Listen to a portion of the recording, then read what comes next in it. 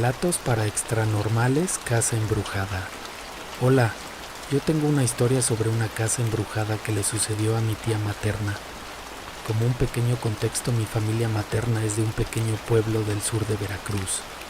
Yo por mucho tiempo viví una casa que me había regalado mi abuela. Era una casa muy grande con una gran zona de árboles frondosos que estaban en la zona trasera de la construcción y que también estaba ubicada en el área de cantinas del pueblo.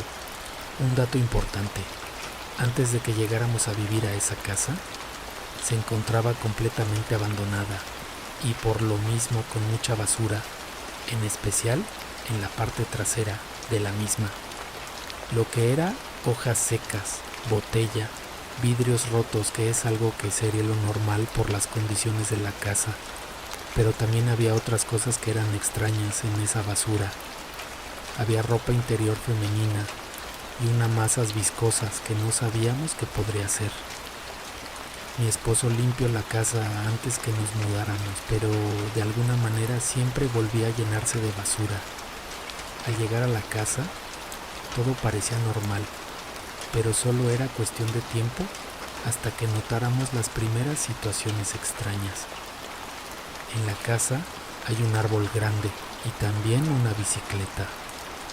Un día se comenzó a escuchar que una bici chocaba con el portón, pero al momento de ir a ver, no había ningún rastro de algún choque, y esto se repitió por mucho tiempo, hasta que un día logré ver cómo esa bici se movió sola hasta chocar con el portón. Las situaciones comenzaron a escalar, pues se sentía una sensación rara en esa casa, en especial en dos lugares. El primero, un cuarto que siempre estaba frío, algo raro porque vivíamos en una zona calurosa.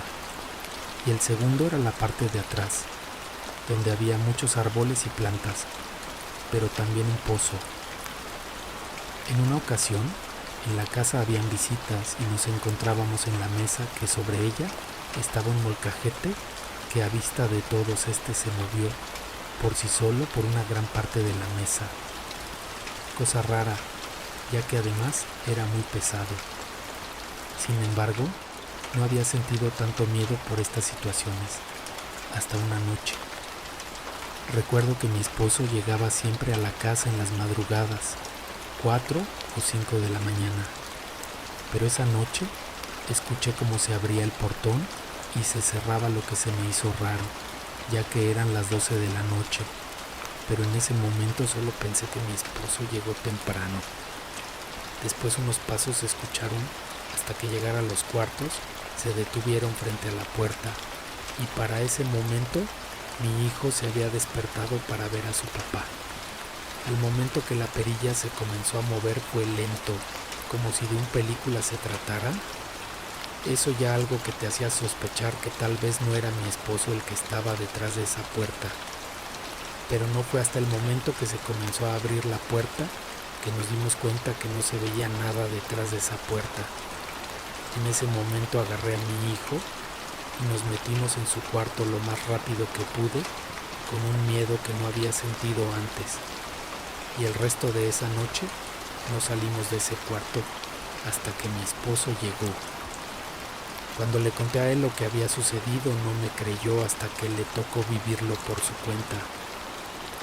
Una noche él había ido a la cocina por un vaso de agua, pero de repente escucho como detrás de la puerta de la cocina, que estaba enfrente de la sala, se escuchó a una bici andar dando vueltas en la sala, y era tan claro que yo lo escuché. Él no podía creerlo, y cuando pudo reaccionar, se armó de valor y abrió la puerta para enfrentar a quien sea que se haya metido. Pero la sorpresa fue no ver a nadie, ni un rastro de que había pasado una bicicleta ahí. Por mi parte, al momento de dejar de escuchar los sonidos, bajé a ver a mi esposo, pero de camino vi la bici acomodada como siempre, cosa que ya era suficiente para temer. Y al momento de ver a mi esposo pálido, él me creyó, por lo que decidimos descubrir que había sucedido en esa casa antes. No fue difícil descubrir el pasado de la casa, ya que la vecina de enfrente, ya una señora mayor, me contó los sucesos que envolvían esa casa. Mucho tiempo atrás esa casa fue un burdel, uno de los más grandes del pueblo, donde ahí ocurrieron muchas tragedias con las chicas y donde en el cuarto que siempre te estaba frío, un niño que no fue bautizado le arrebataron la vida. Pero una de las cosas que más llamaron la atención fue que en el pozo de la parte de atrás las chicas se bañaban y tendían su ropa interior, pero que también ahí realizaban abortos y los desechaban entre la basura de los árboles. Ahí nosotros entendimos que eran esas masas pegajosas que estaban entre la basura y los árboles. Al conocer la historia decidimos hablar con el padre del pueblo para que llegara a bendecir la casa, a lo que accedió al ayudarnos. Con esto, las cosas paranormales pararon y parecía que todo se había resuelto. O bueno, solo por un tiempo. Después de uno que otro mes, las cosas volvieron a suceder, por lo que llamamos de nuevo al padre, pero la situación se volvió a repetir en total 3 veces, en donde las cosas paraban un tiempo y volvían a pasar.